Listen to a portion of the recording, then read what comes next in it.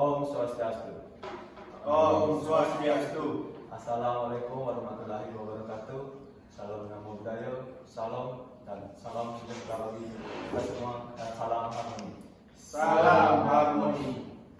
Baik, di sini kami akan mempresentasikan tugas pencaksilat berjudul Perkembangan di Tanah Melayu dan Sejarah Terbentuknya Istilah Sepuluh Perguruan Historis.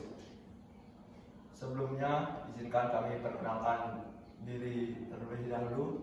Di sini saya Ketut Urip Wijastudiasa. Di sini saya sebagai moderator dan selanjutnya teman saya. Saya Madya Nadina Asri. Saya Mirna Rubaro. Saya Imadi Teguh Sediatawan. Saya Dian Krisisita Seberi Meliala. Saya Nazri Arham. Baik, di sini materi 1 akan dijelaskan oleh teman saya. Silakan.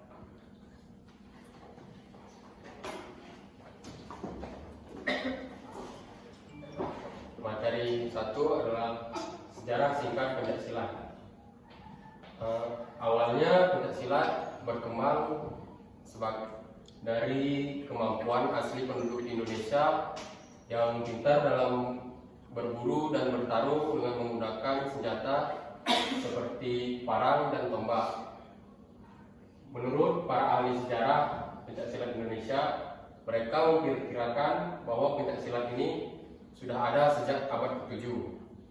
Kemudian sekitar abad ke-14 pencaksilat mulai berkembang pesat hingga mencapai ke seluruh Nusantara. Dengan menyebarnya ajaran agama Islam, pencaksilat ini membawa pendidikan spiritual sebagai materi ke berbagai pesantren. Selain itu, pencaksilat juga dikenal sebagai bela diri yang membuat penduduknya berani melawan para penjajah. Adapun tokoh-tokoh yang sangat berjasa dalam perkembangan pencaksilat antara lain adalah Senopati Panembahan, Sultan Agung, Pangeran Diponegoro, Tengku Cikditiro, Tengku Umar, Tuanku Imam Monjol, hingga prajurit wanita seperti Sabai Nan Aliyah, Cut Nyadin, dan Cut Mutia. Kemudian materi selanjutnya akan dijelaskan oleh teman saya.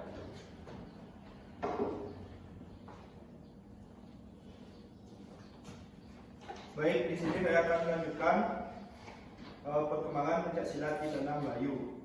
Di wilayah Melayu, seni bela diri pencaksilat dapat ditemukan dengan berbagai istilah seperti bersilat, gayong, cekek di Semenanjung, Malaysia, dan Singapura. Di Thailand, Provinsi Pattani, Satun, dan Narapiwat, istilah seni bela diri juga digunakan di Filipina bagian selatan. Istilah pasilat ini membuktikan bahwa pencaksilat ini berasal dari masyarakat Indonesia. Ketika berkembang, mereka mengaku belajar dari Indonesia. Menurut Wan Ismail, istilah Melayu adalah orang yang berbahasa Melayu tertentu dan mempunyai ciri-ciri dasar yang mirip dengan asal Melayu. Selain itu, dari segi linguistik, wilayah Melayu merupakan laut yang teduh, yakni Pulau Gentur di sebelah timur hingga Pulau Madagaskar di sebelah barat. Suku bangsa Melayu sering disebut sebagai suku bangsa yang tersebar di seluruh Nusantara, antara lain Malaysia, Indonesia, Singapura, Brunei Darussalam, Filipina, dan beberapa pulau kecil yang berdekatan dengan negara-negara tersebut. Meskipun sebenarnya penduduk Melayu adalah suku lain, hanyalah satu kelompok etnis dari ratusan kelompok etnis yang tinggal di daerah tersebut. Dengan beberapa event di tingkat Asia seperti Asian Indoor Games, Asian Beach Games, dan belakangan pencaksilat mulai menjadi salah satu cabang olahraga yang berkembang menjadi cabang pencaksilat modern. Selanjutnya akan dijelaskan oleh teman saya.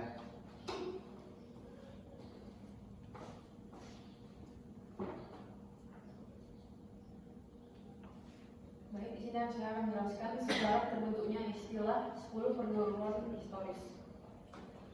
Pencaksilat merupakan warisan leluhur dan merupakan bagian integral dari kekuatan hidup bangsa Indonesia, meliputi spiritual, mental, pencaksilat, seni dan olahraga. Pencaksilat telah menjadi bagian dari budaya bangsa dan bagian integral dari pertahanan negara Indonesia. Atas nama Tuhan Yang Maha Esa dan melalui usaha yang terencana, terorganisasi dan berkesinambungan menjadi mufakat nasional berdirinya Organisasi Pencaksilat Indonesia, disingkat Ikatan Pencaksilat Indonesia yang berdiri pada tanggal 18 Mei 1948, didirikan di Surakarta, Jawa Tengah.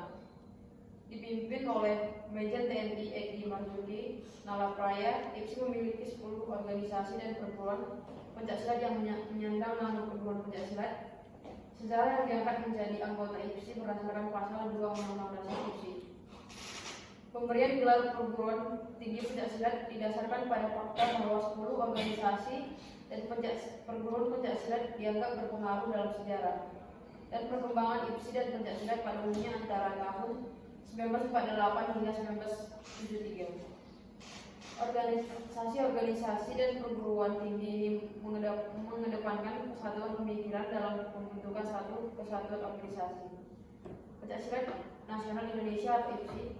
Organisasi dan perguruan tinggi ini juga memiliki unit pendukung untuk menjadikan IPSI sebagai anggota KONI dan unit pendukung untuk mengikut sertakan pencaksilat dalam PON sebagai olahraga kompetitif. Sekian presentasi dari saya. Selanjutnya menjadi teman saya. Jenis-jenis perguruan historis pencaksilat. Yang pertama ada Persaudaraan Setia Hati. Pencak Setia Hati diciptakan oleh Ki Gabeki Suediwirjo pada tahun 1903 di Taman Ginseng, Surabaya, Jawa Timur. Saat itu diberi nama Pencak Jojo Gendilo Ciptomejo dengan nama perkumpulannya Swedweller Tonggal Kejer. Kemudian pada tahun 1917 diganti dengan Persaudaraan Setia Hati yang berpusat di Madiun, Jawa Timur.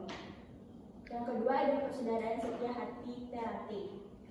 Persaudaraan Setia Hati Ternate atau PSHT yang pada awalnya diberi nama Setia Hati Pencak Sport Club atau yang disebut dengan SHPSC didirikan pada tahun 1922 di Pilangbango, Madiun, Jawa Timur oleh Ki Hajar Harjo Wetomo.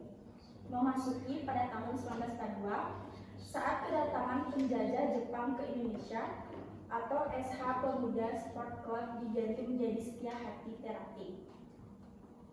Yang ketiga ada Perisai Diri. Perisai Diri didirikan oleh Raden Mas Swebandiman Dirjo Atmojo pada tanggal 2 Juli 1955 di kota Surabaya, Provinsi Jawa Timur. Yang keempat ada Perisai Putih. Perisai Putih didirikan pada tahun 1 Januari 1967 di Surabaya oleh Raden Ahmad Boestami Baraswebrata atau dikenal dengan Pak Boestam. Yang kelima ada Tapak Suci. Tapak Suci berdiri pada tanggal 10 Rabiul Awal 1383 H atau bertepatan dengan tanggal 31 Juli 1963 di Kauman, Yogyakarta. Selanjutnya dilanjuti oleh teman saya.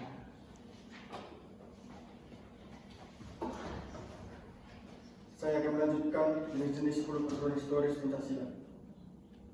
Yang keenam, Pasar Mataram. Pasar Mataram didirikan oleh KRT Soetar Jonegoro pada tanggal 20 Oktober 1950 di Yogyakarta. Yang ketujuh, Perpi Harimurti.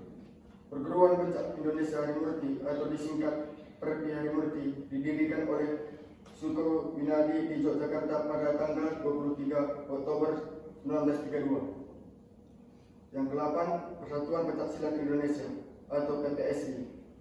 Persatuan Pencaksilat Indonesia atau disingkat PPSI didirikan pada tanggal 17 Agustus 1957 di Bandung, Jawa Barat dengan diketuai oleh Kolonel R.A. Kosasi, Panglima Tentara dan Teritorium 3 Siliwangi. Yang ke-9, PPS Putra Betawi.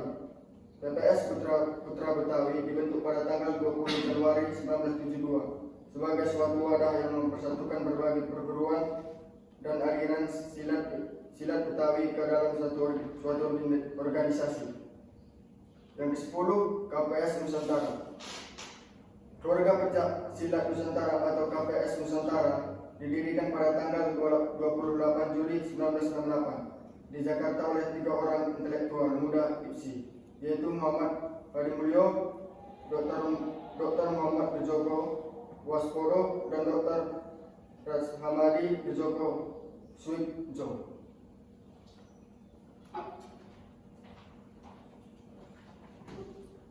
Baik, berdasarkan dari presentasi kami dapat disimpulkan bahwa pencaksilat adalah seni bela diri tradisional dari Indonesia. Pencaksilat diartikan permainan atau keahlian dalam mempertahankan diri dengan kepandaian menangkis, menyerang, dan membela diri atau tanpa senjata.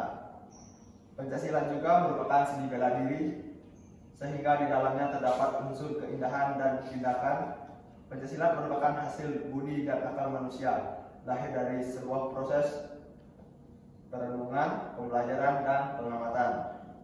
Pencaksilat yang merupakan hasil budaya manusia ini Indonesia dalam membela serta mempertahankan eksistensi dan integritas.